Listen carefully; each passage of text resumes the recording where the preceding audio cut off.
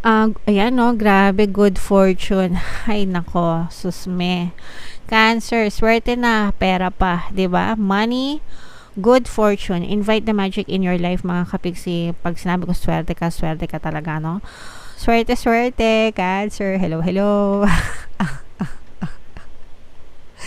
Natutuwa ako sa iyo kasi ako ay isang Cancer din mga kapigsi. So, i-mind nyo na to guys. Mind, swerte, swerte sa kaperahan, swerte sa kabuhayan, good fortune, good luck, no? Invite the magic in your life.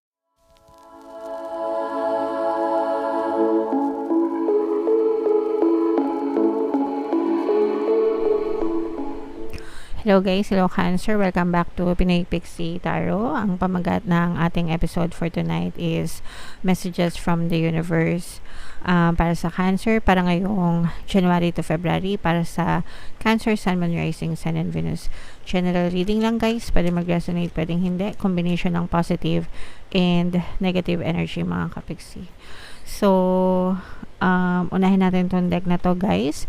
Tingnan natin yung mga messages sa inyo ng inyong mga gabay. Comment down below guys if naka-resonate kayo. Wow, money. Yeah, Cancer. Imayin nyo na yun. Napakaswerte nyo naman talaga, mga kapiksi. So, find a way to abundance, mga kapiksi. Pagdating sa pera guys, dalawang affirmations yung palagi kong sinishare sa inyo para mahatak nyo yung pagpasok ng pera sa inyong kabuhayan. Money, money come to me. Palagi akong nagkakapera. Palagi akong may pera and palagi akong nagkakapera. So, sabihin nyo lang yan guys on a daily basis, no? Hindi nyo na trabaho alamin kung paano kayo magkakapera. Your job is to declare what you want regarding money. Pag sinabi nyong papasok sa inyo yung pera, papasok sa inyo yung pera. Okay? So, i-mind nyo na yan guys sa comment section para talaga magkapera kayo. Pakinggan nyo rin yung mga pampaswerte subliminals natin mga kabigsi para talagang mahatak nyo yung swerte sa buhay nyo guys. Alright? Another message for you Cancer is raise your standards, no? So don't settle for anything less. Mga kapiksi, i-claim nyo kung ano yung feeling nyo na deserve nyo sa buhay, okay? So pag sinabi nyo, ito, yung salitang deserve guys, favorite ko yan na sinasabi as part of my affirmation. So pag sinabi nyo, deserve kong maging mayaman, okay? Deserve nyo yan. So kumbaga by hook or by crook, walang chance universe na hindi yan ipagkaloob sa'yo because you simply deserve it, okay?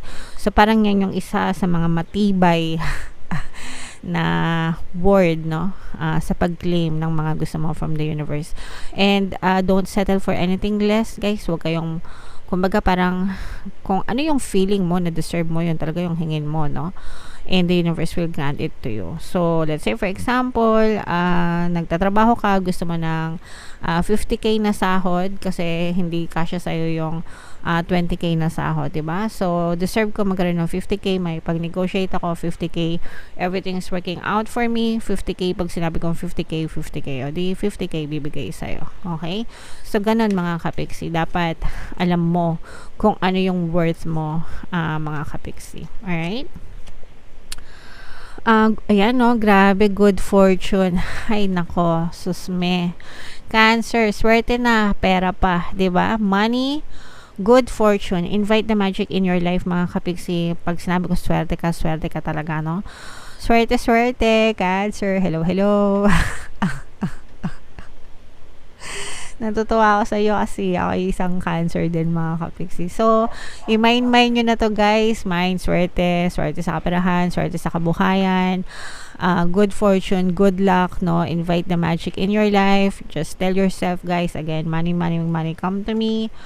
Palagi ako may pera, palagi ako nagkakapera, swerte ako sa lahat ng aspeto ng buhay ko. Pag sinabi ko swerte ako, pinanganak ako maging maswerte, karapatan kong maging maswerte, deserve kong maging maswerte, okay?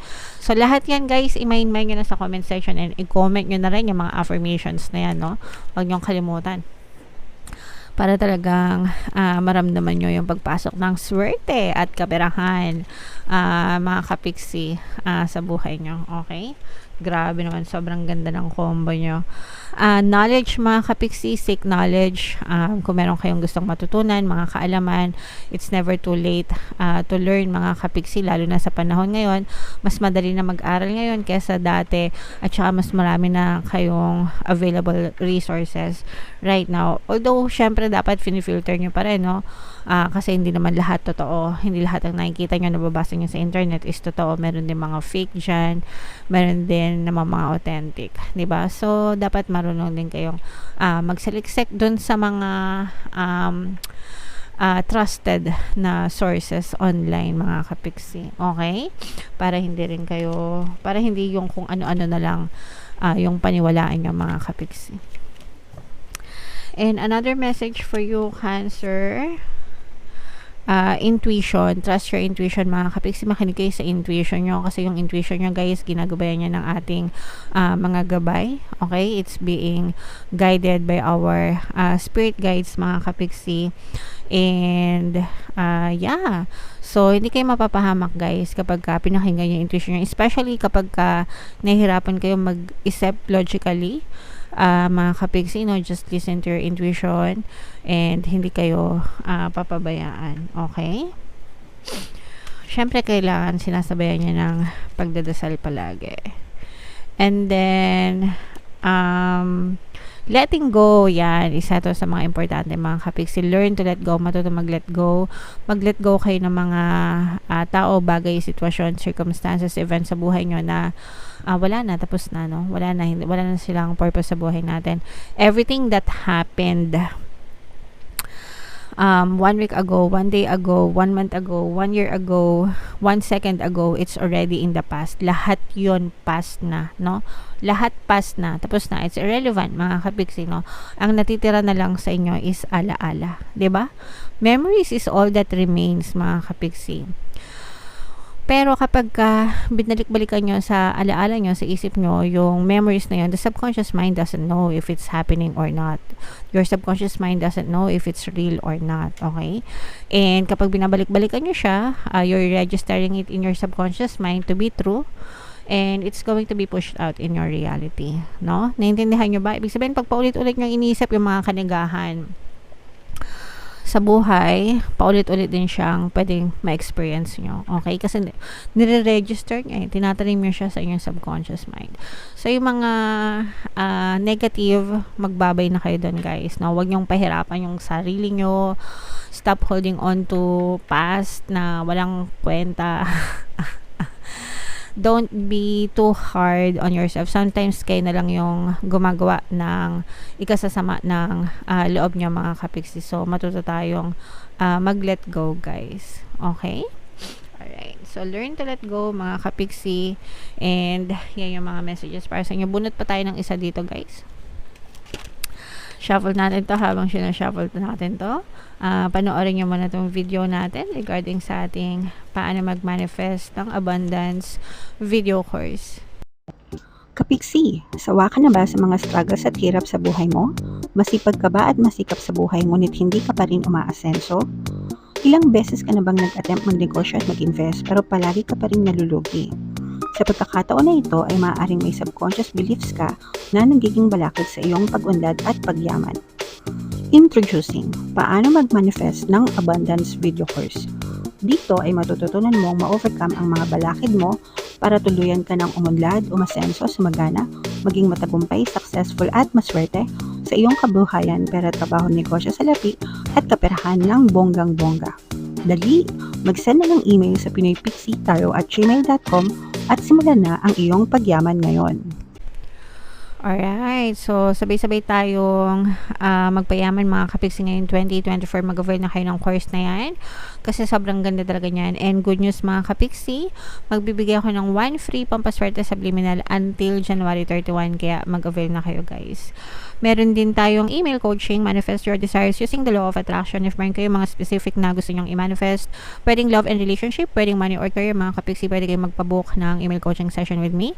Mag-send lang kayo, guys, ng email sa pinoypixitaro@gmail.com. So, grabe guys, power, di ba? I am indestructible. I honor my intuition and go where it leads. Kaya nga sabi dito guys, di ba?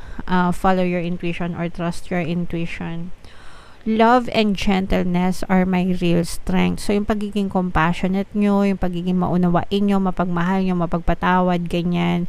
Yung mga martyr na tinatawag, that's where your strength truly lies, mga kapiksi. Yung mga strong people, hindi yan patola.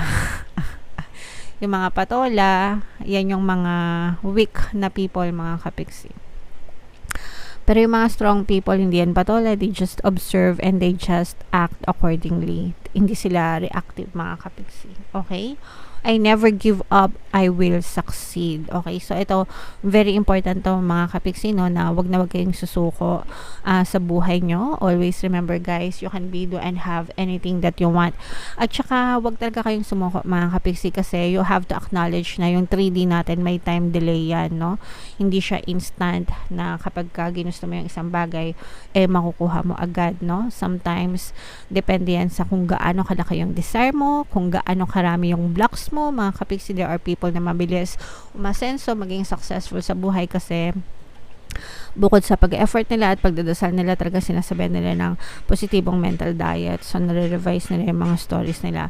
Whereas, yung ibang tao naman, mas matagal silang mag-succeed sa buhay because hindi dahil sa tamad sila, pero sometimes there were a lot of blocks na hindi nila alam. And sometimes they focus sa negative kahit na sometimes nagpa-positive sila. So, parang nagro-roller coaster, no? Nagro-roller coaster. You have to pag positive, 'di ba, pag roller coaster, pag ganyan siya.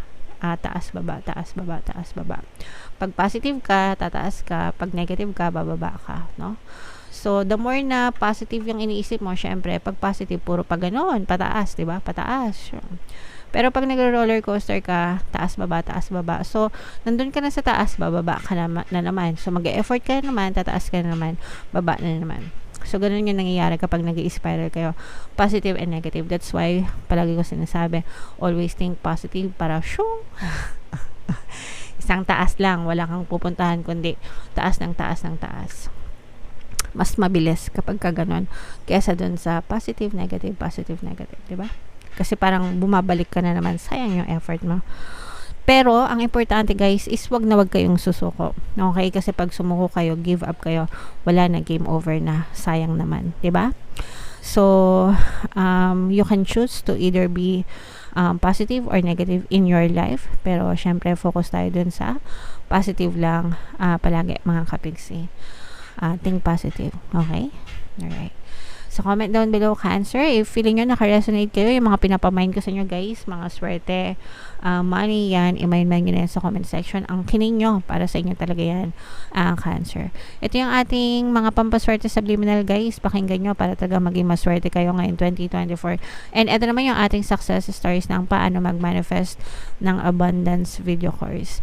Click here to subscribe, guys, and click here to join our membership program. Thank you for liking, sharing, and subscribing. See you again next time. I love you all, guys. Have a nice day. Bye-bye.